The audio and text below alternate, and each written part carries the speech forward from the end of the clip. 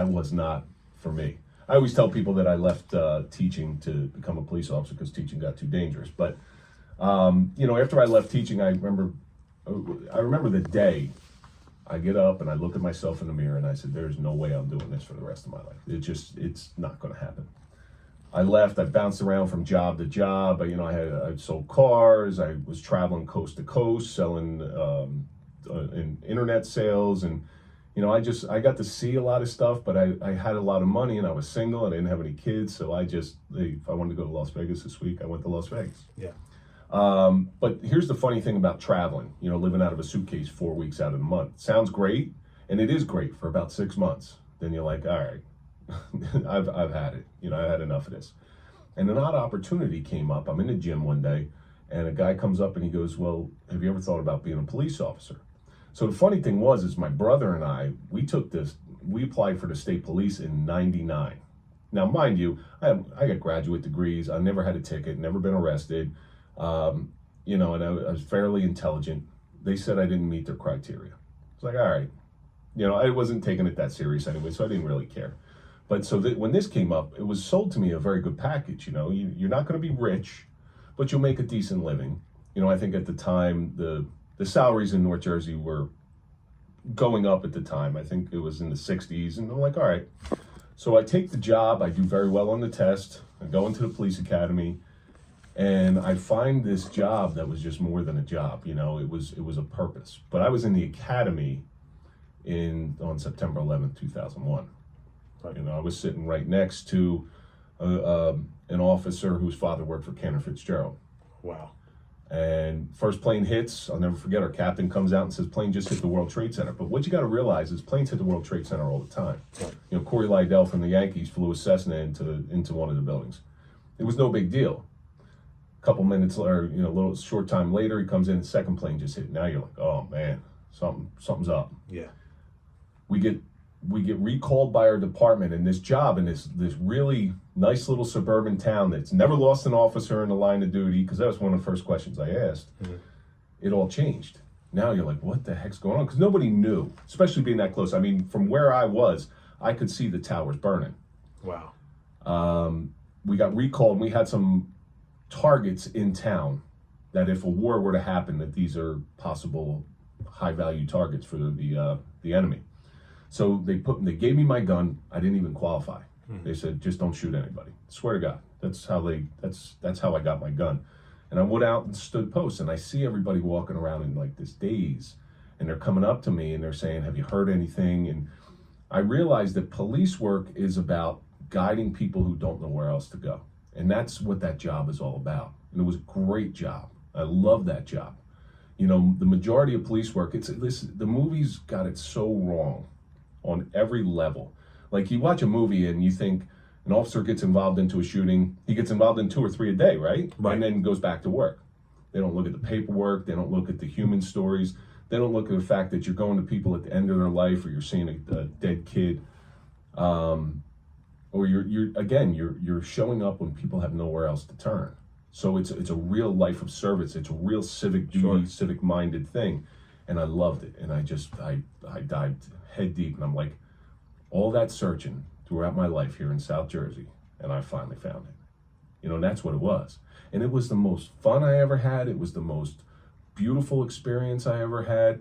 There was, of course, you got into car chases. We were only 10 minutes away from Newark. Yeah. So, stolen cars and all the other crimes that go along with it, which is exciting and everything, but it's a people-oriented job. Mm-hmm. It's at least where I was. So you go into the academy. I mean, you actually, the 9/11, obviously the whole thing, you kind of were like, you were experiencing that from afar, and so that right there and then everybody was like, what's going on? Obviously, I know. I was a lot younger when that happened, but I do remember getting pulled out of school and all that stuff, and that was a big moment, big changing point in our history, in our nation's history, right? Well, every generation has their event. With my grandfather, it was Pearl Harbor, and my mother, it was JFK, and then for us, it's 9/11. Like, if you're of age, you know where you were when those planes hit. Right. Yeah. So exactly, and every generation, that's a great point, has like their mark of what they remember at that time in their lives, right? and it just kind of builds on history. So, you retired from the police department of New Jersey in 2014. Obviously, you were involved in a very catastrophic shooting. You would like to go into that a little bit of what happened? Wasn't the way that I was planning on going out. I wanted to do my full time and leave with what I saw at the time as honor. Mm-hmm. But so it's tough to talk about. My anniversary was on Monday, July 10th. Mm-hmm. July 10th, 2013. We one of the things you do in a small suburban town is you go to a lot of domestic calls. Yeah. It becomes very rote and very routine after a while. This particular night, we knew a guy who was just about to get a restraining order put on him. He sent an email to this woman with a gun up to his head. He was from Florida. The guy's name was Anthony Vocatoro. And I can say his name because it's all public record. He breaks into his girlfriend's house and holds her at gunpoint with a Glock 9mm. But we don't know this at the time. Mm-hmm. So I'm about to start putting when you're working midnights, it was a Wednesday night, you're working midnights, you put the town to bed. Mm-hmm. I'm about to start doing my checks, you tug on doors, make sure the businesses are locked up. And, it was one of the slowest nights ever, and the crack of the radio changes everything. And that's what happened this night. The officer on the desk says, start heading to this address. It's an open 911 call. I can hear arguing in the back, but I don't know what's going on. So in New Jersey, the 911 system was put into place that anytime 911's called, officers come, even if it's a misdial or it's dialed by accident. What this woman did was she dialed 911 and threw the phone on the ground. So we would come. And so we show up, we don't know what's going on. Our lights are on, it's about 10:45 at night. And I can tell you the route that I took, I can tell you the speed I was going. We're going car to car. We're trying to come up with a plan. Okay, when we show up, this is how we're going to do it. There was 3 of us that showed up.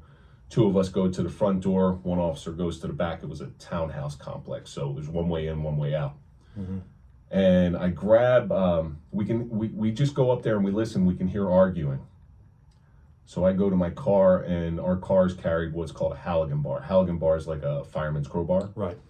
And contrary to popular belief, kicking down a door is not as easy as you think it is, especially steel doors. It doesn't happen. This stuff you see in, again, movies got it totally wrong. Mm-hmm. But with a Halligan bar, you can pop the lock, and we know how to pop a lock. So on a signal, I start banging. You got to bang the lock and then get the crow in and pop it like that. Still very difficult, but you can do it. On a signal, we go. Boom, boom. All of a sudden, you're pop, pop, pop, pop. My partner, who was in the rear, this Anthony Vocatoro was raising his gun to shoot this woman. He was going to kill her because they broke up and he was heartbroken. Mm-hmm. He exchanged gunfire through a sliding glass door with him, and we're standing at the front. Now, mind you, had he not exchanged gunfire and I were to get into that door, that gun's pointed at me. I'm going down because I would have been the first one in. We retreat, and at this time, other officers are showing up. I go running around the side of the building to see if my officer's all right. I'm yelling over dispatch, shots fired, trying to get him on the radio. We get in the back. Other officers are covering the front, and we get up on this little 9x9 privacy townhouse deck, with the slats on the side and everything. And the stairs are off to the left. Mm-hmm. I go over to the right because if I go over to the right, I can see everything. I don't see the guy, I can see the woman. Mm-hmm. And there she is, huddled in the corner. And we come up with a plan. We're going to throw a chair right through the window, and we're going to go get the woman. Next thing I know, as soon as we throw that chair, I see the brightest flash. I feel gunpowder hit my face. I feel the warmth of the gun. Mm-hmm. He volleys a bullet at me that misses my ear by about 1/8 of an inch. There I am in the worst possible place on this deck. And I'm thinking I'm shot. I'm ready to die. I got nothing to cover. I got patio furniture. So I hit the ground on this glass on my forearms. And as soon as I hit the glass, it shredded my arms. There's blood everywhere. The other officers are off the deck. I'm stuck. I'm trapped. I can't get out. And that's when I said, you know what? I'm going to die, but if I'm going to die, you're coming with me. Mm-hmm. I think about my kids. You know, I had a 7-month-old, I had a 2-year-old. Mm-hmm. Think about my wife's going to raise these kids. My oldest, maybe he'll remember me. My youngest is never going to remember me. But again, if I'm going, you're coming with me. So I get into a shooting position and I get prepared to die. Very calm, very lucid, clear thoughts. That moment changed my life forever.